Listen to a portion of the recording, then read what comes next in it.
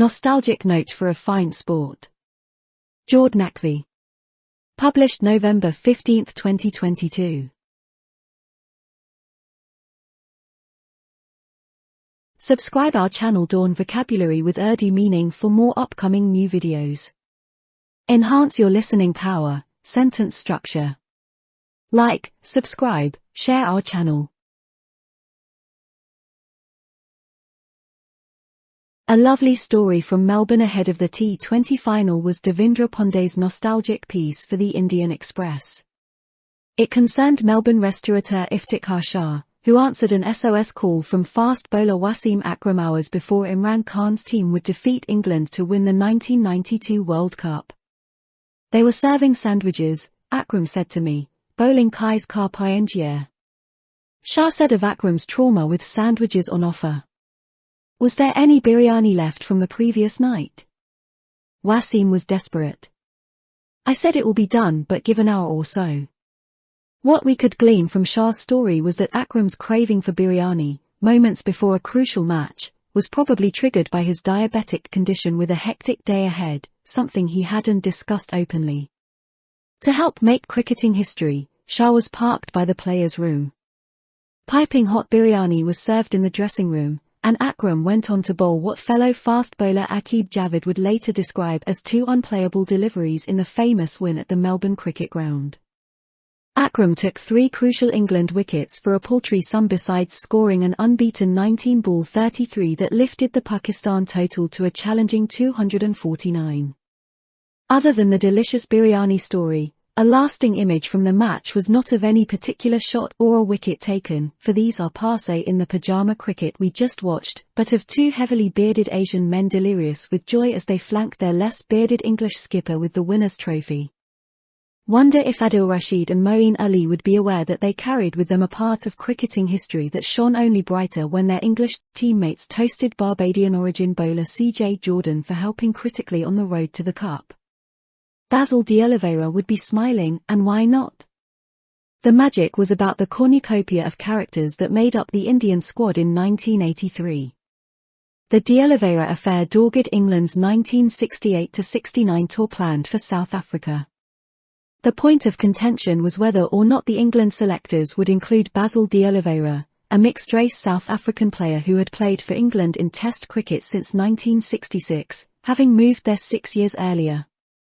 With South Africa under apartheid, the potential inclusion by England of a non-white South African in their team was bound to whip up a political controversy, which it did.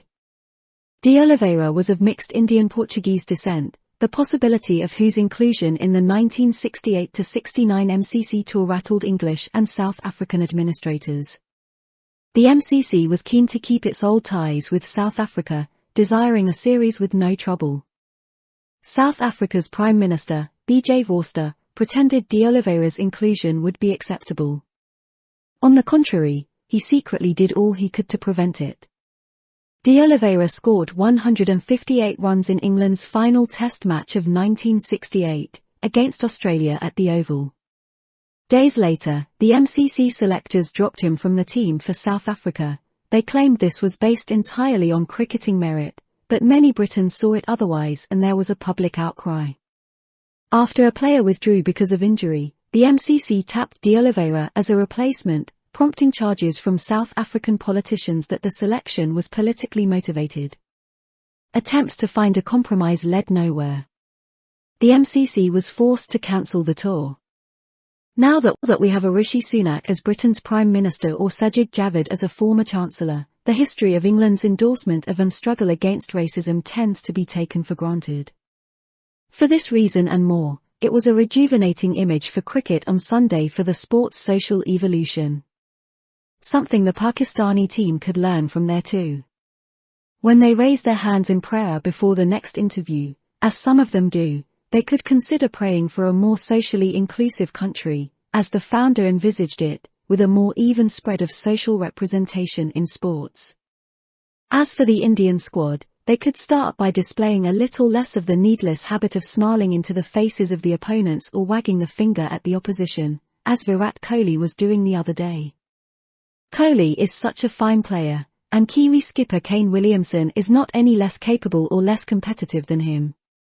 What Williamson can do with his smile to express a disappointment or joy reveals the essence of cricket, but not so some Indian players' atavistic tendencies. It's reassuring nevertheless that the team slammed the communal trolls handed to Arshdeep Singh for dropping a catch against Pakistan. Have the team members watched Kabir Khan's celebration of India's unexpected victory in 1983, when Kapil Dev lifted the World Cup at Lord's? The nostalgia was not so much about winning the trophy, which was, of course, a splendid turn of events. The magic was about the cornucopia of characters that made up the Indian squad. Beautiful, unassuming, and solid players they were. We were hoping to go on a paid vacation to the US, and our tickets were booked accordingly. The spouses would join us after the matches. This was how flamboyant opener Krish Shrikant described the teams planning the outing before setting off for England. There was no scope for a needless swagger. It was considered bad form. Indian cricketers have won amazing matches at home and abroad, but they were never shy of admiring bigger names and better teams.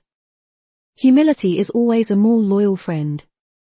Why wag the finger at an opponent, then lose by 10 wickets? Indian cricket addicts were a fun-loving lot. Times have changed perhaps, but there's room for optimism. As people get beaten in North India for applauding Pakistan, there is always the Chepauk Stadium in Chennai offering a standing ovation for a victorious Pakistan in a great match with India. Not permitting a fixture is another story, of course, but then that's not cricket. The writer is Dawn's correspondent in Delhi. jordnaqvi@gmail.com. Published in Dawn, November 15, 2022.